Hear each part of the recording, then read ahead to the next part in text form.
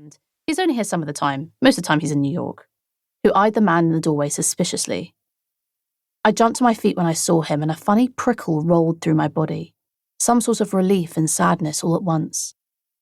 I remember becoming acutely aware that I was in baggy old 501s and a black crop top, mismatched socks, and my hair all shoved up into a little ponytail, barely there because I cut my hair when I cut everyone out of my life.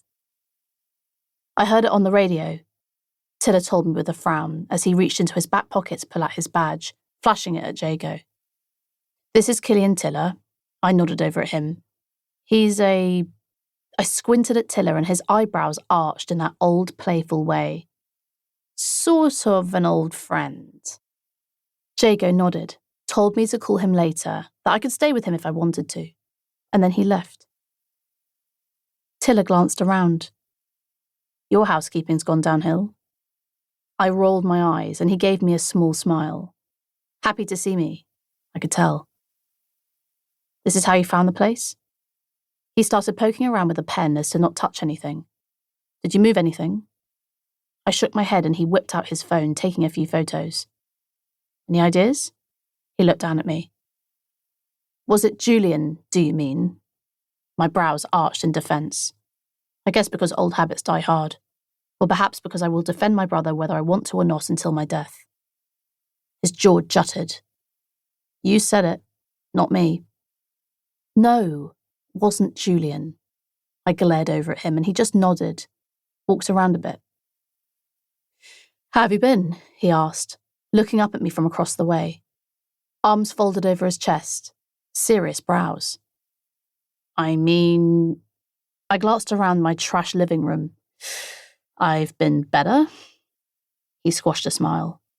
"Before this, how were you?" "Good." I pursed my lips. "I guess." "You heard from him?" I shake my head. "Last I heard, he fled London." "Somewhere in South America," Miguel told me without my asking him. "Because he's wanted by Scotland Yard." I gave him a dark look. "Well?" His American shoulders shrugged. "He's stolen a lot of art." "I know." "Evaded a lot of laws." "I know." I nodded, impatient. "Kidnapped some kids." "I know, Killian." I sort of yelled. And then my voice went soft. "We don't talk anymore." I managed to say that without outwardly resembling the cracked egg I feel inside. He nodded once, eyes dropping from mine. "Sorry." And he was. I could see it on him. "You need a new lock," he told me, pointing at it. I pursed my lips together, nodding. "So, do I just call a locksmith then?" "I'll do it," he said quickly. His eyes met mine and held steady. I shook my head at him, flashing him a thankful smile. "It's not really in your job description, which, to refresh you, is an investigator with the NCA. His mouth pulled, like he was amused. "Yeah, but neither is this though, so..." He gestured to my apartment. "Just in the neighbourhood then?"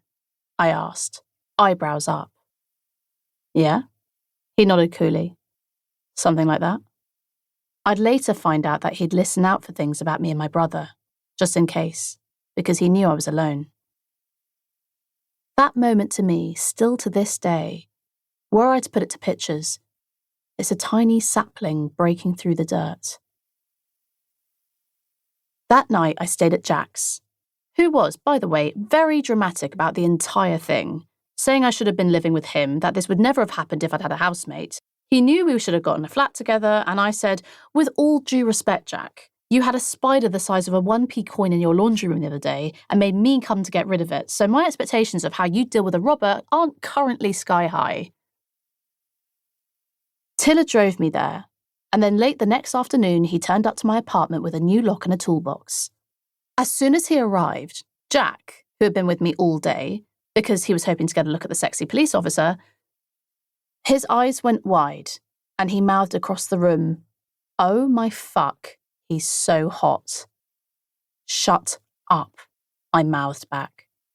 Jack made a circle with his index finger and his thumb, then plunged his other index finger into it repeatedly.